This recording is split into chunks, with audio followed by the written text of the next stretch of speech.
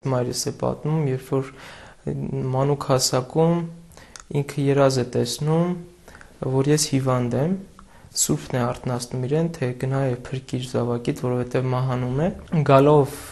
ինձ տեսնում է ջերմության մեջ եւ ապշում է։ Դրանից հետո որոշ ընթացք այսպես մոռացության եմ մատնվում, սակայն ես ինքս իմ կյանքի մեջ միշտ զգում եի այդ սրբի բարեխոսությունը։ Տիրոջ հետ իմ կապը հաճախ արտահայտվում էր նկարի միջոցով, ասում է Դավիթ Սարգսակյանը։ Նա ծնողների խորհրդով ուսանել է նախ աշտարակի գեղարվեստի դպրոցում, հետո Հովհաննես Կոզեռն կրթամշակութային կենտրոնում։ Հաճախ էին գնում եկեղեցիներ նկարելու, կամաց-կամաց ընթացքը տարավ դեպի եկեղեցի եւ 7-րդ դասարանում առաջին անգամ Օշականի Սուրբ Մեսրոպ Մաշտոց եկեղեցում տեսա դպիրների,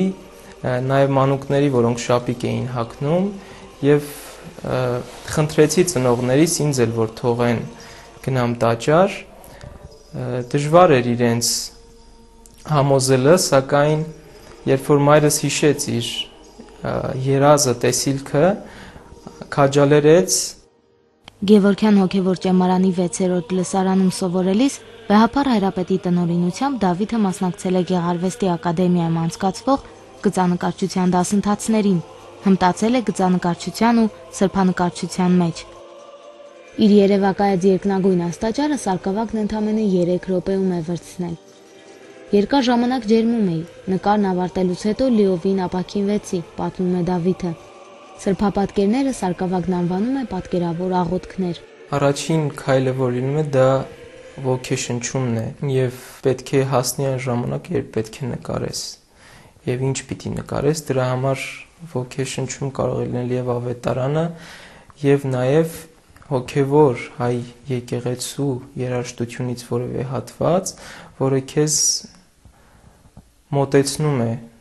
այն պատկերին, որը ցանկանում ես, որ արտահայտվի թղթի վրա, սկսում է աղոթքով։ Հետաքրքիր է այդ ընթացքը, որ կարող է նույնիսկ ժամը չզգաս։ Երբ որ սկսում ես նկարել, մոռանում ես ժամանակի մասին, քաղցի մասին։ Եթե չապրես այն ամեն ինչ պատկերում ես, նկարն անկենդան կլինի, ասում է Դավիթ Սարգսակյանը։ Պետերբուրգի Սուրբ Եկատերինա եկեղեցու եւ Գևորգյան ճեմարանի խաչվառները նրա աշխատանքներն են։ Ափսոսում է, որ հաճախ ստիպված է լինում վաճառել իր գործերը։ 2 ամիս չէր վաճառում, ես ուրախանում էի։ Հետո այնպես պատահեց, որ մտանք ամառեր, ծանոթներից մեկը ուխտ էր եկել Էջմիածին եւ պետք է հուշանվեր վերցնեինք իր համար։ Մտանք եւ հենց այդ պահին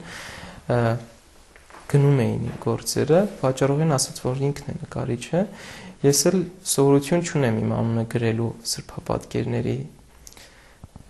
եւ ասաց, որ խնդրում եմ քո անունը գրի, ինքն էլ անգլերենով ասաց, դե ես մտածեցի, որ անունս չեմ գրել, ինչն է իմ անունը, ես էլ առաջի լսարան էի ճեմարանի, գրեցի Գևորգյան հոգևոր ճեմարան։ Սրբապատկերի մասին Դավիթը ասում է. այն հավերժության պատկերն է, որտեղ չկա տարածություն ու ժամանակ, այն երևելի ու աներևույթի արտահայտությունն է։ Սրբապատկեր ստեղծելու համար առաջին հերթին անմիջականություն է պետք, կապ երկնայինի հետ։ Այդ ընթացքը միշտ ասում եմ, որ իմ նամակն է Աստծուն, որ կարող է կարդալ միայն Աստված եւ ես։